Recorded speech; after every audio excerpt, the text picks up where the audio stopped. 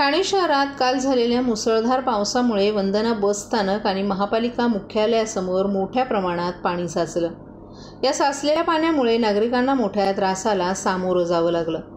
वाहतूक कोंडीची स्थिती निर्माण झाली तर सामान्य जनतेच्या दैनंदिन कामकाजात अडथळे निर्माण झाले. शहरात रात्रीच्या वेळेस आलेल्या वादळामुळे अनेक ठिकाणं झाडं पडली. यामुळे काही ठिकाणी रस्ते अडवले गेले तर वाहतुकीलाही अडथळा निर्माण झाला. महापालिका आणि अग्निशमन विभागाच्या कर्मचाऱ्यांनी त्वरित घटनास्थळी पोहोचून झाडं हटवण्याचं काम सुरू केले. महापालिका प्रशासनानं तातडीनं उपाययोजना करत पाणी साचलेली ठिकाणं साफ करण्याचं काम हाती घेतलं. पावसाळ्यात अशा घटनांची पुनरावृत्ती होऊ नये यासाठी प्रशासनानं नागरिकांना सतर्क राहण्याचं आवाहन केले. या परिस्थितीमुळे शहरातील जनजीवन विस्कळीत झालं असून नागरिकांनी प्रशासनानं दिलेल्या सूचनांचं पालन करावं असं आवाहन करण्यात आले.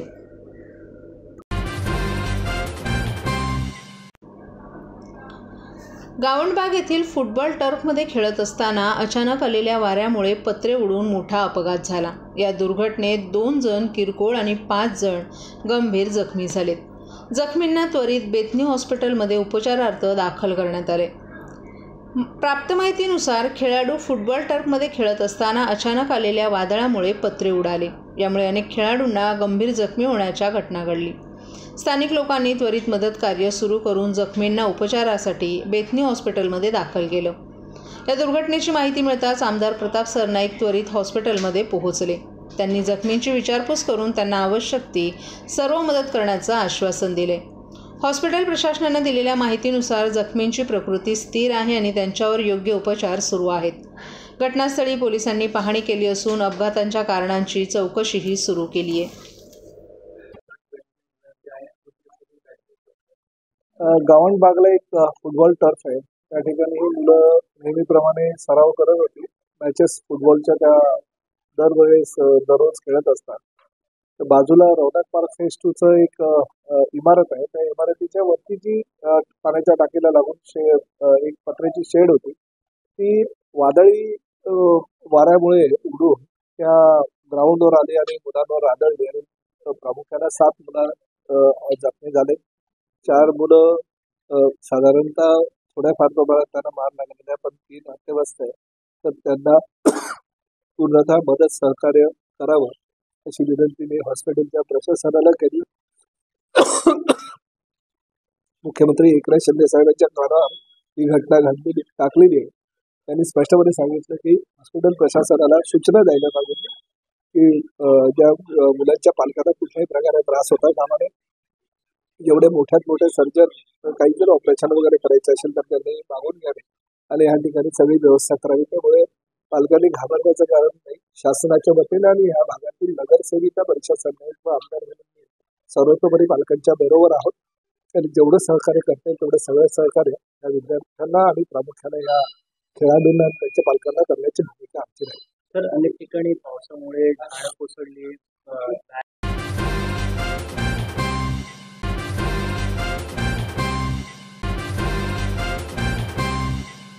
सर्व नागरिकांना आवाहन करण्यात येत आहे की सध्या डासांमार्फत पसरणाऱ्या डेंग्यू या आजाराचा प्रसार रोखण्यासाठी प्रत्येकाने पुढील प्रमाणे कार्यवाही करावी. डेंग्यू आजार एडिस इजिप्ती हा डास चावल्याने होतो. या डासांची पैदास साचलेल्या किंवा साचवलेल्या स्वच्छ पाण्यामध्ये होते. 8 दिवसांपेक्षा जास्त दिवस पाणी उघडे व साचून राहिल्यास त्यात डास अंडी घालतात. अंड्यांच्या अळ्या तयार होऊन पुढे डास तयार होतात. यासाठी आपल्या घरातील पाणी साठे उदाहरणार्थ बॅरल्स, पिंपे, टाक्या, हौद, रांजणे इत्यादी दर आठवड्याला रिकामे करून घासून पुसून कोरडे करून पुन्हा भरावे. 1 दिवस कोरडा दिवस म्हणून पाळावा.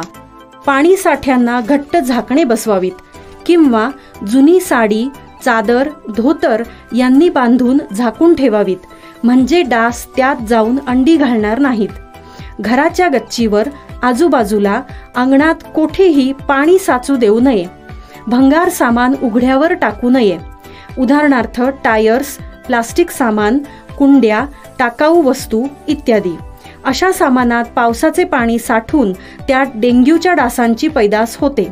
घरातील कूलर्स, फ्रीजच्या पाठीमागील ट्रे हे देखील वेळोवेळी कोरडे करावेत. लक्षात ठेवा, नुसत्या फवारणीने डास घनता कमी होत नाही, तर त्यासाठी डास पैदास ठिकाणे नष्ट करणे ही आपल्या सर्वांची जबाबदारी आहे. कोणताही ताप अंगावर न काढता जवळच्या शासकीय रुग्णालयात मोफत औषधोपचार घ्या. अशा प्रकारे नागरिकांनी सहकार्य केल्यास डेंग्यूचा प्रसार रोखणे सहज शक्य आहे.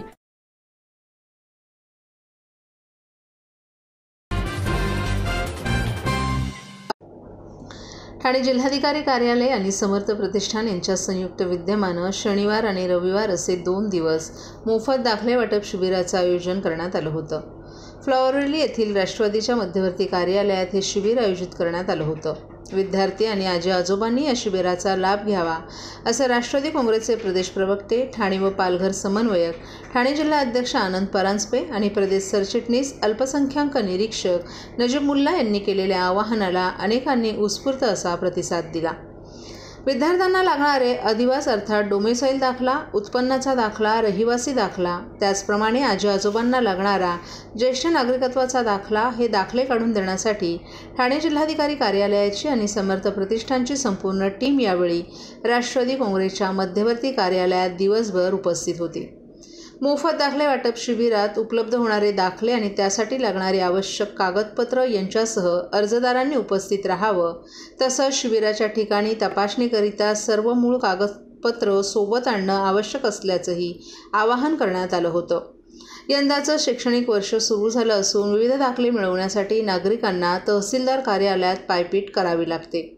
मात्र हे दाखले वेळेवर मिळत नसल्यानं नागरिकांच्या आणि विद्यार्थ्यांची त्रेधा तिरपीट उडते. तसंच ज्येष्ठ नागरिकांनाही ज्येष्ठ नागरिकत्वाचा दाखला मिळवण्यासाठी कार्यालयात अनेकदा हेलपाटे मारावे लागतात.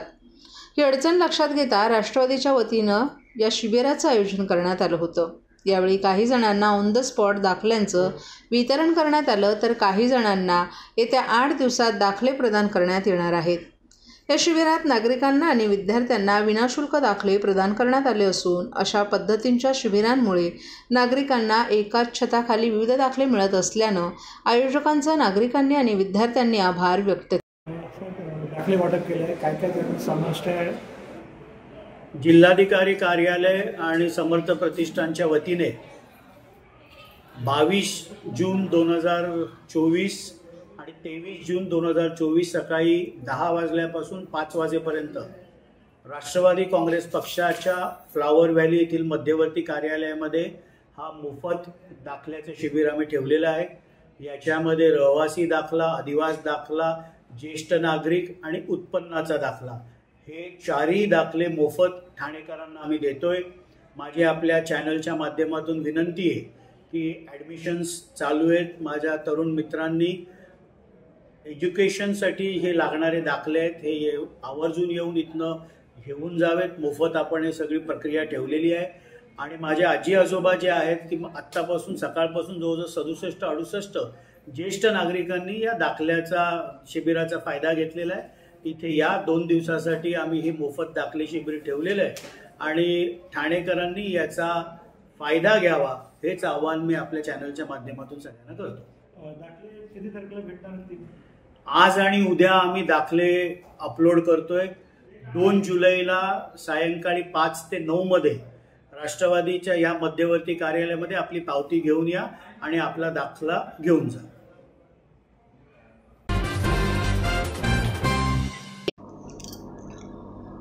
स्वातंत्र्याचा ऐतिहासिक ठेवा असलेला ठाणे किल्ला अर्थात ठाणे मध्यवर्ती कारागृह पडग्यात हलवणं ही संकल्पना हास्यास्पद आहे. त्या जागी पार्क उभारण्यामागे बिल्डर लॉबीचा डाव बसवून ठाणेकरांची अस्मिता जपण्यासाठी आम्ही या निर्णयाविरोधात लोकचळवळ उभारू. तत्पूर्वी या निर्णयाचा फेरविचार करावा अशी मागणी आमदार संजय केळकर यांनी केली आहे. ठाणे कारागृह भिवंडीतील पडगा येथे हलवून ठाण्यात त्या जागी भव्य पार्क उभारण्यात येणार असल्याचं वृत्त प्रकाशित झाल्यानंतर आमदार संजय केळकर यांनी या योजनेत बिल्डर लॉबीचा अंत्यस्थ हेतू असल्याचा आरोप केला आहे. गेल्या वर्षी पावसाळी अधिवेशनात आपण याबाबत आवाज उठवला असून ठाणेकरांच्या भावना दुखवू नका असं आवाहन केळकर यांनी केले. ठाणे कारागृहाजवळच न्यायालय, जिल्हाधिकारी कार्यालय, पोलीस मुख्यालय असल्यानं कैद्यांची ने-आण करणं सोपं आणि सुरक्षित आहे.